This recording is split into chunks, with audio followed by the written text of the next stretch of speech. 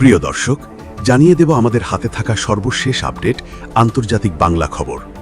চ্যানেলটি সাবস্ক্রাইব করে আমাদের সাথেই থাকুন। যুক্তরাষ্ট্র ইসরায়েলকে ইরানে হামলা চালাতে বললেন নির্বাসিত যুবরাজ।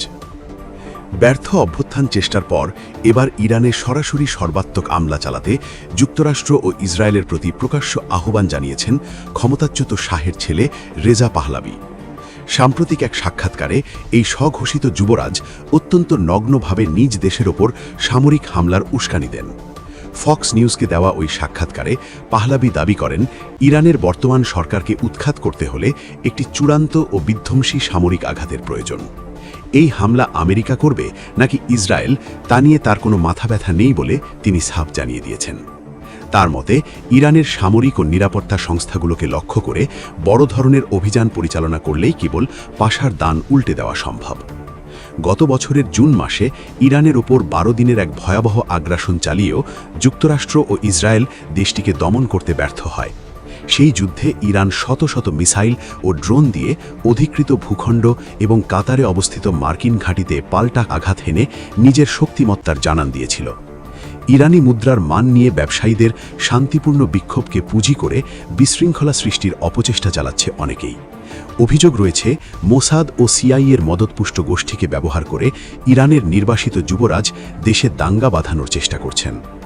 এমনকি ইসরায়েলি সংবাদ মাধ্যম হারেতসের প্রতিবেদনে জানানো হয়েছে, কৃত্রিম বুদ্ধিমত্তা ও ভুয়া অ্যাকাউন্টের মাধ্যমে পাহলাভিকে পুনরায় ক্ষমতায় বসানোর জন্য ইসরায়েল গোপনে কাজ করে যাচ্ছে। এবার জানিয়ে দেব, ইয়েমেনে গোপন কারাগার পরিচালনার অভিযোগ অস্বীকার করল আরব আমিরাত।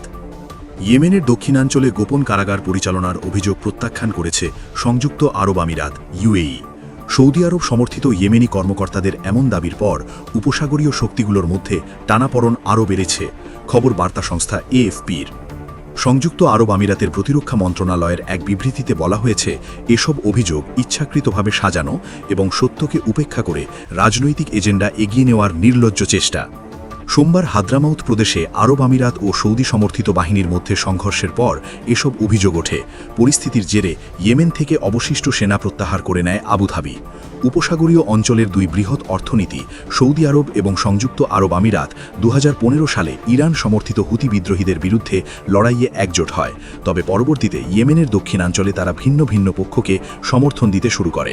গত মাসে হাদ্রামাউত ও মাহারা প্রদেশে আমিরাত সমর্থিত বিচ্ছিন্নতাবাদীদের অগ্রযাত্রা সৌদি বিমান হামলা ও মিত্র স্থলবাহিনী প্রতিহত করে। এতে দ্বন্দ্ব চরমে পৌঁছায়। সোমবার সৌদি সমর্থিত ইয়েমেনি সরকারের আমন্ত্রণে উপস্থিত বিদেশি গণমাধ্যমকে এএফপি সহ হাদ্রামাউতের গভর্নর বলেন, আমিরাতি বাহিনীর ব্যবহৃত বেশ কয়েকটি গোপন কারাগার আবিষ্কৃত হয়েছে। জবাবে আমিরাতের প্রতিরক্ষা মন্ত্রণালয় জানায়, যেসব স্থাপনার কথা বলা হচ্ছে সেগুলো আসলে মাসুরিক আবাস, অপারেশন কক্ষ এবং সুরক্ষিত আশ্রয় কেন্দ্র। এর কিছু অংশ ভূগর্ভস্থ। বিবৃতিতে আরও বলা হয়, এ ধরনের অভিযোগের মাধ্যমে সংযুক্ত আরব আমিরাতকে জড়িয়ে ইচ্ছাকৃতভাবে মিথ্যা তথ্য ছড়ানো হচ্ছে। যারা ছড়াচ্ছে তাদের উদ্দেশ্য নিয়েই এখন প্রশ্ন উঠেছে। এদিকে সৌদি আরব এখন সরকার নিয়ন্ত্রিত দক্ষিণ ইয়েমেনে নিজেদের প্রভাব জড়াতে চেষ্টা চালাচ্ছে। অন্যদিকে ইয়েমেনের উত্তরাঞ্চলে জনবহুল বিস্তীর্ণ অঞ্চল এখনও হুতিদের নিয়ন্ত্রণে রয়েছে। এদিকে বোর্ড অব পিসে যোগ না দিলে ফরাসি পণ্যের ওপর 200% শুল্ক বসাবেন ট্রাম্প। ফ্রান্স যদি যুক্তরাষ্ট্রের প্রেসিডেন্ট ডোনাল্ড ট্রাম্পের প্রস্তাবিত বোর্ড অব পিসে যোগ না দেয়, তাহলে ফরাসি ওয়াইন ও শ্যাম্পেনের ওপর 200% শুল্ক আরোপ করা হবে, এমন হুমকি দিয়েছেন ট্রাম্প। একই সঙ্গে তিনি ফরাসি প্রেসিডেন্ট ইমানুয়েল ম্যাখোর কাছ থেকে পাওয়া একটি ব্যক্তিগত বার্তা সামাজিক যোগাযোগ মাধ্যম ট্রুথ সোশ্যালে প্রকাশ করেছেন। গ্রিনল্যান্ড ইস্যুতে ওয়াশিংটনের অবস্থান নিয়ে প্যারিস প্রকাশ্যে বিদ্রূপ করার পরই ট্রাম্প ফ্রান্সের বিরুদ্ধে এই কড়া অবস্থান নেন। ট্রাম্প বলেন, আমি তার ওয়াইন আর শ্যাম্পেনের উপর 200% শুল্ক বসাবো, তখন সে যোগ দেবে, না দিলেও আমার কিছু যায় আসে না। মূলত যুদ্ধবিধ্বস্ত গাজা পুনর্গঠনের তদারকির জন্য বোর্ড অব পিসের ধারণা দেয়া হলেও এর ঘোষণাপত্রে বোর্ডের ভূমিকা কেবল গাজার মধ্যেই সীমাবদ্ধ রাখা হয়নি। এরপর ট্রাম্প ম্যাক্রনের পাঠানো একটি ব্যক্তিগত বার্তা প্রকাশ করেন। ওই বার্তায় ম্যাক্রন লেখেন, ইরান ও সিরিয়া ইস্যুতে দুজনের মধ্যে মতৈক্য রয়েছে, তবে ট্রাম্প গ্রিনল্যান্ড নিয়ে কি করছেন তা তিনি বুঝতে পারছেন না। ম্যাকো আরও প্রস্তাব দেন, দাভোসে বিশ্ব অর্থনৈতিক ফোরামের ফাঁকে ট্রাম্প ও অন্যান্য G7 নেতাদের সঙ্গে বৈঠক করতে চান তিনি। সেখানে ইউক্রেন, ডেনমার্ক, সিরিয়া ও রাশিয়ার প্রতিনিধিদের আমন্ত্রণ জানানোর কথাও বলেন। এমনকি বৃহস্পতিবার ট্রাম্পকে নৈশভোজে আমন্ত্রণ জানানোর প্রস্তাবও দেন ম্যাকো। বার্তা সংস্থা এএফপি জানিয়েছে, ফ্রান্স ট্রাম্পের বোর্ড অব পিসের আমন্ত্রণে ইতিবাচক সাড়া দেওয়ার ইচ্ছা দেখাচ্ছে না। ম্যাক্রনের ঘনিষ্ঠ একটি সূত্র জানায়, এই বোর্ডের কাঠামো কেবল গাজার মধ্যেই সীমাবদ্ধ নয়। এদিকে গ্রিনল্যান্ড প্রশ্নে ট্রাম্পের অবস্থান নিয়ে ফ্রান্স প্রকাশ্যে কটাক্ষ করেছে। সামাজিক যোগাযোগ মাধ্যম এক্সে ফরাসি পররাষ্ট্র মন্ত্রণালয়ের সরকারি অ্যাকাউন্ট থেকে মার্কিন অর্থমন্ত্রী স্কট বেসেন্টের বক্তব্যের জবাবে ব্যঙ্গাত্মক মন্তব্য করা হয়। সেখানে বলা হয়, ভবিষ্যতে বিপদ হতে পারে, এই যুক্তিতে আগে থেকেই ধ্বংস ডেকে আনা কোনো সমাধান নয়। এর আগে স্কট বেসেন্ট ট্রাম্পের গ্রিনল্যান্ড নীতির পক্ষে সাফাই গেয়ে বলেন, আর্কটিক অঞ্চলে রাশিয়ার সম্ভাব্য ভবিষ্যৎ হুমকি ট্রাম্পের উদ্বেগের মূল কারণ। তার মতে, ভবিষ্যতে আর্কটিক নিয়ে সংঘাত অনিবার্য হতে পারে। তিনি বলেন, ন্যাটোর অঙ্গীকার অনুযায়ী গ্রিনল্যান্ডে যদি রাশিয়া বা অন্য কোনো পক্ষ হামলা চালায়, তাহলে যুক্তরাষ্ট্রকে জড়াতে হবে। সবশেষ জানিয়ে দেব, ট্রাম্পের হুমকির মুখে গ্রিনল্যান্ডে অতিরিক্ত সেনা পাঠিয়েছে ডেনমার্ক।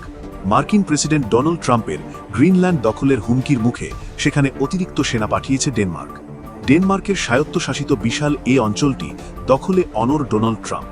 তার এই অবস্থানকে কেন্দ্র করে ইউরোপ ও যুক্তরাষ্ট্রের মধ্যে চরম উত্তেজনা বিরাজ করছে। ডেনমার্কের রাষ্ট্রীয় সম্প্রচার মাধ্যম ডিআর ও অন্যান্য সংবাদ মাধ্যম জানিয়েছে, গতকাল সোমবার সন্ধ্যায় ডেনমার্কের সেনাপ্রধান পিটার বয়সেনের নেতৃত্বে একদল সেনা গ্রিনল্যান্ডের পশ্চিমাঞ্চলীয় কাঙ্গারলুসুয়াকে পৌঁছেছেন। সংবাদ মাধ্যম TV2 জানিয়েছে, নতুন করে সেখানে 58 জন সেনা পাঠানো হয়েছে। তারা আগে থেকেই সেখানে অবস্থানরত 60 জন ডেনিশ সেনার সঙ্গে যোগ দেবেন। তারা বর্তমানে অপারেশন আর্কটিক এন্ডিউরেন্স নামক একটি বহুজাতিক সামরিক মহড়ায় অংশ নিচ্ছেন। গতকাল সোমবার NBC নিউজকে দেওয়া এক সাক্ষাৎকারে ট্রাম্প গ্রিনল্যান্ড দখলে সামরিক শক্তি ব্যবহারের বিষয়টি উড়িয়ে দেননি। বল প্রয়োগের সম্ভাবনা নিয়ে প্রশ্ন করা হলে তিনি সরাসরি কোনো মন্তব্য না দিয়ে বলেন, কোনো মন্তব্য নেই। এর আগে নরওয়ের প্রধানমন্ত্রী জোনাস গর স্টোরকে পাঠানো এক বার্তায় ট্রাম্প ক্ষোভ প্রকাশ করে বলেন, এবছর নোবেল শান্তি পুরস্কার না পাওয়ায় তিনি আর শান্তিবাদী নীতি বজায় রাখতে বাধ্য নন। ট্রাম্পের এই অনাকাঙ্ক্ষিত পদক্ষেপে আটলান্টিক নিরাপত্তা জোট বা ন্যাটোর ভবিষ্যৎ নিয়ে সংশয় দেখা দিয়েছে। ডেনমার্ক স্পষ্ট জানিয়ে দিয়েছে, গ্রিনল্যান্ড বিক্রির জন্য নয় এবং কোনো ধরনের বল প্রয়োগের চেষ্টা করা হলে তা ন্যাটো জোটের অবসান ঘটাবে। ন্যাটোর 5 নম্বর অনুচ্ছেদ অনুযায়ী যে কোনো সদস্য দেশের ওপর আক্রমণের অর্থ পুরো জোটের ওপর আক্রমণ। উদ্ভূত পরিস্থিতিতে ন্যাটোর মহাসচিব মার্ক রুটে গতকাল ডেনমার্ক ও গ্রিনল্যান্ডের মন্ত্রীদের সঙ্গে জরুরি বৈঠক করেছেন। সেখানে আর্কটিক অঞ্চলের নিরাপত্তা বৃদ্ধি করতে যৌথ ন্যাটো মিশন চালুর প্রস্তাব দেওয়া হয়েছে। মার্কিন উত্তেজনার পাশাপাশি বাণিজ্য যুদ্ধেরও সংকেত পাওয়া যাচ্ছে। গ্রিনল্যান্ড নিয়ে সমঝোতায় না এলে ডেনমার্ক সহ ইউরোপের 8টি দেশের ওপর চড়া শুল্ক আরোপের হুমকি দিয়েছেন ট্রাম্প। জবাবে ইউরোপীয় ইউনিয়ন তাদের ট্রেড বাজুকা বা জবরদস্তিমূলক পদক্ষেপ বিরোধী আইন প্রয়োগের কথা ভাবছে। এটি কার্যকর হলে ইউরোপে মার্কিন প্রযুক্তি কোম্পানিগুলোর ব্যবসায় বড় ধরনের কড়াকড়ি আসতে পারে। ইউরোপীয় কমিশনের president Ursula von der Leyen সুইজারল্যান্ডের দাভোস সম্মেলনে মার্কিন ডিপ্লোম্যাটদের সাফ জানিয়ে দিয়েছেন, ডেনমার্কের সার্বভৌমত্বের ওপর কোনো আঘাত সহ্য করা হবে না। জনমত জরিপ বলছে, ট্রাম্পের এ পরিকল্পনায় গ্রিনল্যান্ডের সাধারণ মানুষের কোনো সমর্থন নেই। জরিপ অনুযায়ী গ্রিনল্যান্ডের 85% মানুষই যুক্তরাষ্ট্রের সঙ্গে যুক্ত হতে নারাজ। মাত্র 6% বাসিন্দা এর পক্ষে মত দিয়েছেন।